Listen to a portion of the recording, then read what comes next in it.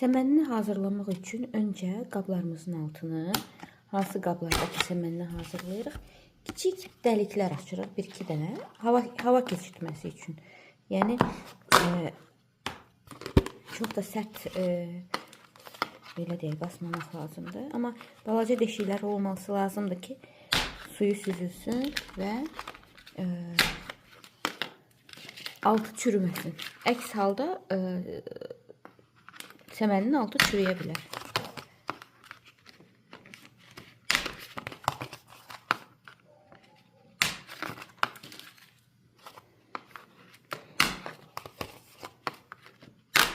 Çox olmasın, 2-3 dənə olsa bəsdir.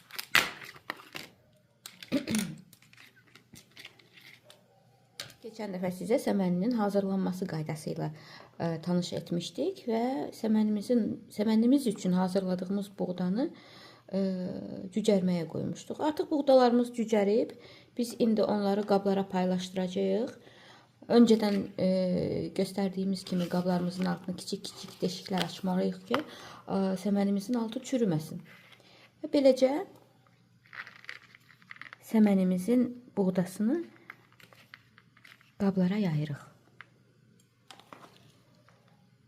Əvvəlki dönəmlərdə səmənini başqa cür hazırlayırdılar. Məsələn, mən xatırlayıram ki, birbaşa boşqabların içinə yığırdılar buğdaları. Yəni, hansısa qabda cücərməyə qoymurdular. Amma artıq müxtəlif üsullar var. O üsullardan biri də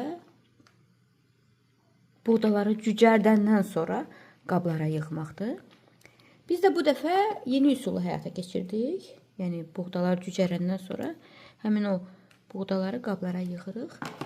Biraz qalın yığırıq ki, çünki məhsulun, buğdanın necə olduğuna, belə deyək də, əmin deyilik. Amma pis görünmürlər. Biz belə bu şəkildə yığırıq qablara. Bizdə 3 qab olacaq.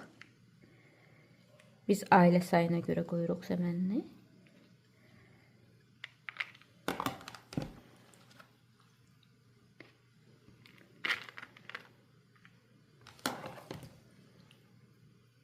Adətən səmənini qoyduqdan sonra, yəni qablara yığdıqdan sonra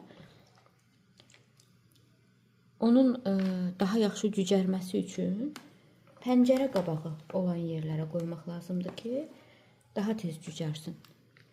Biz də səmənlərimizi yığıb hazırladıqdan sonra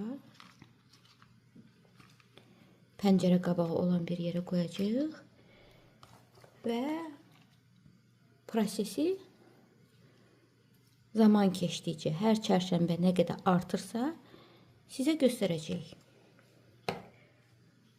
Üçüncü qabımıza da qoyaq buğdalarımızı.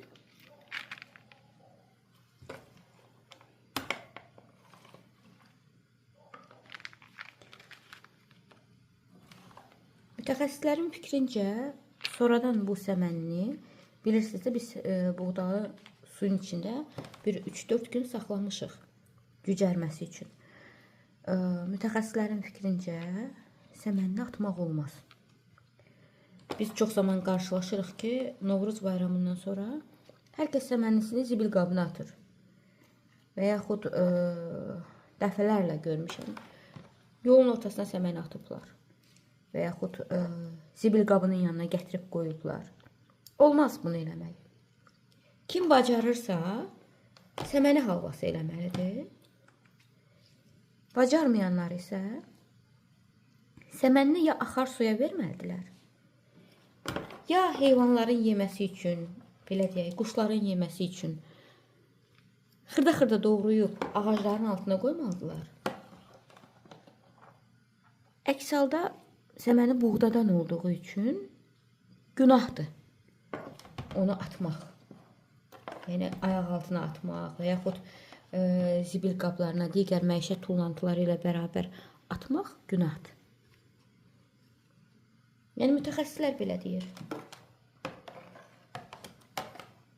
Həm də onu qeyd edirlər ki, kim ki səmənisini atırsa, həmin il üçün nəzərdə tutulmuş ruzi bərəkətini atır deməkdir.